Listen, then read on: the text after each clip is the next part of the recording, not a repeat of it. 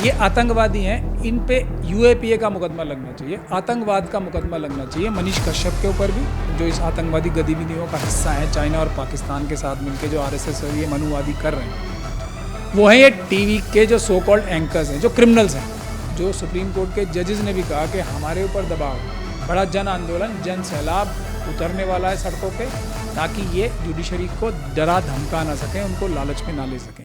नमस्कार, मैं शालिनी झा और आप देख रहे हैं सौगंध टीवी। जिस तरीके से इन दिनों बिहार में स्थिति बेहद खराब है, तो वहीं दूसरी तरफ बिहार के पत्रकार जो इन मुद्दों पर अपनी राय रखते हैं, मनीष कश्यप एक के बाद एक नए कांड में फंसते जा रहे हैं। हमारे साथ इन्हीं मुद्दों को लेकर बातचीत करने के लिए सुप्रीम कोर्ट के सीनियर एडवोकेट महमूद प्राचा जी मौजूद हैं। सर, जिस तरीके से इन दिनों बिहार के नालंदा, सासाराम से तस्वीरें आई कि किस तरीके से रामनवमी पर माहौल खराब करने की कोशिश की गई, वहीं दूसरी तरफ बिहार के पत्रकार जो इन मुद्दों को उठाते हैं उन पर भी तमाम आरोप लग रहे हैं, लेकिन लोग कह रहे हैं कि बिहार सरकार उनकी आवाज को दबाने की कोशिश कर रही है। देखिए, अमित शाह साहब गए थे ना वहाँ पे, तो वही तो माहौल ख़राब करने जाते हैं हर जगह। कहाँ उन्होंने माहौल ख़राब नहीं किया है। जहाँ वो देश में जाएंगे मतलब वहाँ पे वो माहौल ख़राब ही करेंगे। और ये तो एक बहुत बड़ी साजिश का हिस्सा है जो आरएसएस, बीजेपी, बजरंग दल, विश्व हिंदू परिषद और इस तरह के दूसरे संगठन जो हैं, उनके जो आतंकवादी संगठन हैं, वो पाकिस्तान और चाइना की मदद करने के लिए उनके साथ कॉम्बिनेशन बना के देश में भाई को भाई से लड़ा रहे हैं और बहन को बहन से लड़ा रहे हैं। पहले मैं मनीष कश्यप जी को, आप पत्रकार बताना चाहती हैं, बड़ी अच्छी बात है, वो पत्रकार हो गए अब, जो झूठे सबूत करके बिहार में रहने वाले लोगों की लड़ाई तमिलनाडु के लोगों से कराना चाहते थे। अब परेशानी क्या है, नीतीश कुमार जी और स्टालिन जी और नीतीश कुमार जी और ममता बनर्जी, प्रॉब्लम क्या है कि ये लोग संभ्रांत लोग लगते हैं, और जब गुंडे मवालियों को और आतंकवादियों को पकड़ना होता है, रोकना होता है, तो उनसे संभ्रांतता नहीं चलती है। ये आतंकवादी हैं, इन पे यूएपीए का मुकदमा लगना चाहिए, आतंकवाद का मुकदमा लगना चाहिए मनीष कश्यप के ऊपर भी।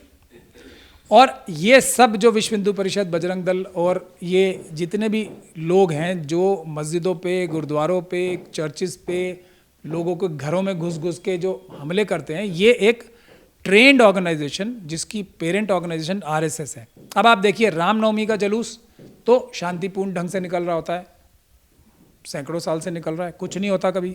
अभी रिसेंटली ऐसा होना क्यों शुरू हो गया, ख़ास तौर पे जब से ये आरएसएस और बीजेपी की सरकारें आई। क्यों हुआ ऐसा कि ये लोग, मैंने जहांगीरपुरी का, और ये एक ही फार्मूला, एक ही मेथड और एक ही तरीका है जो हर जगह ये रेप्लिकेट करते हैं, उसको इस्तेमाल करते हैं। मैंने जहांगीरपुरी में भी देखा है, पूरे देश में देख रहा हूँ। क्या होता है कि ये शांतिपूर्ण ढंग से श्रद्धालु अपना धार्मिक जुलूस निकाल रहे हैं, इसमें 50, 100, 200, 500 आरएसएस के ट्रेंड आतंकवादी, बजरंग दल, विश्व हिंदू परिषद के एक जैसे हथियार लेके, एक जैसे पटके पहन के, एक जैसे नारे लगाते हुए और एक ही तरीके से हमले करते हुए, झंडे लगाते हुए मस्जिदों के ऊपर और मुस्लिम घरों के ऊपर, क्रिश्चियन घरों के ऊपर, सिख और बौद्ध घरों के ऊपर, या दूसरी जगहों पे शेड्यूल कास्ट और शेड्यूल ट्राइब कम्युनिटी के ऊपर भी हमले करते हुए एक ही प्रकार के लोग एक ही टेक्निक से मिलते हैं, वो आरएसएस द्वारा ट्रेंड ये आतंकवादी हैं। यही लोग शरारत करते हैं।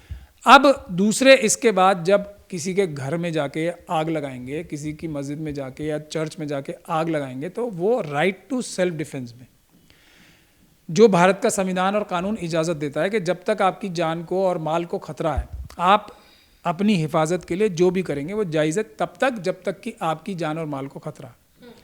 तो अब उसके आगे चलते हैं हम। एक और जो इस आतंकवादी संगठन का हिस्सा हैं, जो इस आतंकवादी गतिविधियों का हिस्सा हैं, चाइना और पाकिस्तान के साथ मिलकर जो आरएसएस और ये मनुवादी कर रहे हैं, वो हैं ये टीवी के जो सो कॉल्ड एंकर्स हैं, जो क्रिमिनल्स हैं, बड़ी बड़ी TV channel. Sir, Manish Kashyap को भी देखते हैं। मनीष कश्यप तो एक फुट सोल्जर है। मैं ये जो बड़े लेवल के जो आतंकवादी हैं ना, जो आपको बड़े बड़े टीवी चैनल्स पे नज़र आते हैं, वो फिर आधी रिपोर्टिंग दिखाते हैं कि ये जो राइट टू सेल्फ डिफेंस में हमला हो रहा है या राइट टू सेल्फ डिफेंस में अपने आप को बचाया जा रहा है, वो सिर्फ उतना पोर्शन दिखा के मुस्लिम या क्रिश्चियन या सिख या बौद्ध समाज के खिलाफ या SC/STs के खिलाफ माहौल तैयार करते हैं पूरे देश में, ये भी आतंकवादी हैं। ये उसी बड़ी कॉन्स्पिरेसी का हिस्सा है। उसके बाद बहुत सारे बढ़िया बढ़िया कपड़े पहन के सभ्रांत भाषा में बोलने की कोशिश करते हुए जो टीवी एंकर्स ही उनको इंट्रोड्यूस कराते हैं, इंटेलेक्चुअल्स, वो जाके इस आतंकवादी हमले को मस्जिदों पे, चर्च पे, गुरुद्वारों पे हमले को जस्टिफाई करने के लिए बहुत बड़े बड़े लॉजिक देते हैं। ये भी उसी आतंकवादी गतिविधि का हिस्सा है। उसके बाद आप देखते हैं कि जो ज़मीन पे मौजूद हैं विभिन्न सरकारों में सरकारी अफसर और पुलिस के अधिकारी, जो इन आतंकवादी घटनाओं में जो आतंकवादी हैं उनके खिलाफ मुकदमे नहीं बनाते, और जो लोग इससे सफ़र करते हैं आतंकवाद से, जो मजलूम होते हैं, जिनके ऊपर हमले हो रहे हैं, उनके ऊपर ही झूठे मुकदमे बनाते हैं। और उसके बाद बीजेपी और RSS के बड़े बड़े नेता उस चीज़ को डिफेंड करने मार्केट में उतर आते हैं। और अमित शाह जैसे लोग, अमित शाह साहब जो होम मिनिस्टर हैं, वो भी जाके इस सारे घटना चक्र को जो उन्होंने ही क्रिएट कराया गया होता है अपने गुंडों द्वारा, उसका जाके इस तरीके से फ़ायदा उठाते हैं कि नीतीश कुमार जी पे और ममता बनर्जी पे ही उल्टा इल्ज़ाम लगा रहे हैं। उल्टा चोर कोतवाल को डांटे, ये आपने कहावत सुनी है ना। तो ये काम भी स्वयं ही करते हैं। अब कम से कम हमारे होम मिनिस्टर साहब जो हैं, उनको ये तो पता होना चाहिए ना कि HM का मतलब होम मिनिस्टर होता है, हैंगमैन नहीं होता है। हैंगमैन जो होता है उसका काम लटकाना होता है, और वो भी सीधा कानून के तरीके से, अगर कोई जज ऑर्डर पास करे। अमित शाह साहब की बहुत सारी बातें हैं, लेकिन वो आज तक भी अपने आप को हैंगमैन से ऊपर नहीं उठा पाए। गुजरात से लेके दिल्ली तक वो एक लंबा रास्ता तय कर चुके हैं, जिसमें जेल और तड़ीपार भी आ चुका है। अब मैं आपको हिरेन पांड्या की बात बताता हूँ। हिरेन पांड्या की फैमिली जिसकी हत्या हुई, किसके ऊपर इल्ज़ाम लगा रही है? किसके ऊपर इल्ज़ाम लगा रही है? इन्हीं अमित शाह जी के ऊपर। किस तरीके से उस केस को दबाया गया है। जज लोया की इन्वेस्टिगेशन जिस दिन ठीक से होगी, हिरेन पांड्या की इन्वेस्टिगेशन ठीक से होगी, और वो होगी, वो अध्याय अभी बंद नहीं हुए। ऐसे बहुत सारे केसेस हैं जिनकी अभी इन्वेस्टिगेशन होनी बाकी है ठीक से। लोग भारत के संविधान और भारत की जो कानूनी व्यवस्था है उस पर भरोसा रखें। जब वो इन मुकदमे चलेंगे, दोबारा खुलेंगे, तब दुनिया देखेगी कि किस प्रकार से न्याय होता है। इस तरीके से जो सुप्रीम कोर्ट के जजेस ने भी कहा कि हमारे ऊपर दबाव है। एक तरफ तो दबाव की बात होती है, सुप्रीम कोर्ट के 4 जजेस ने प्रेस कॉन्फ्रेंस करके कहा। दूसरी तरफ जो गोगोई, सरंजन गोगोई साहब थे, जैसे ही रिटायर हुए उन्हें राज्यसभा मिल गई। अभी एक अब्दुल नज़ीर साहब रिटायर हुए, उनको गवर्नर बना दिया।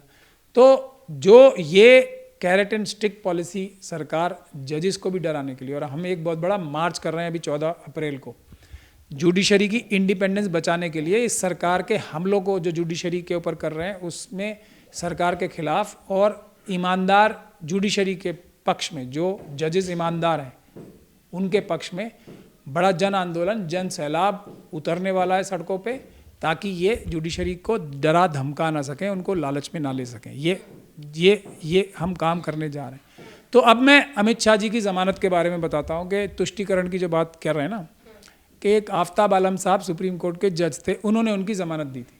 मुस्लिम जज ही थे, और उस समय अहमद पटेल साहब देश के सुपर प्राइम मिनिस्टर थे। आफ्ताब आलम साहब को अमित शाह की ज़मानत देने के बाद, रिटायरमेंट के बाद, एक बहुत ही मलाईदार पद मिला DRAT का।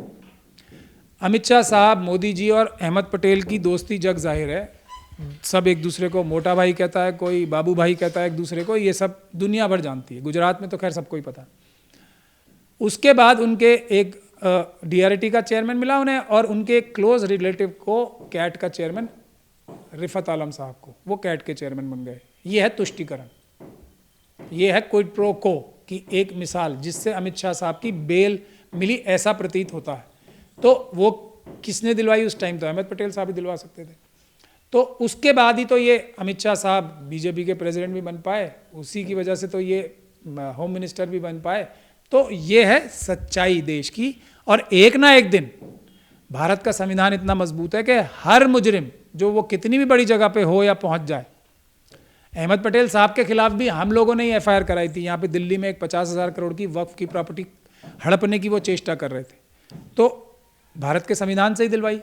अब वो उनकी खुशकिस्मती कहो या बदकिस्मती कहो, वो इस दुनिया से कूच कर गए, नहीं तो वो भी सलाखों के पीछे ही मिलते इस करबला के लिए भी। और ये जो अमित शाह साहब और मोदी जी की मदद की है उन्होंने, कांग्रेस के 10 सालों में 4 से लेके 14 तक, उसमें उनका भी रोल था, वो भी एक्सपोज होते, अभी भी होंगे, लेकिन उनको शायद अब कानून सजा नहीं दे पाएगा। लोग भरोसा रखें, दूध का दूध और पानी का पानी करने की भारत के संविधान में पूरी ताकत मौजूद है।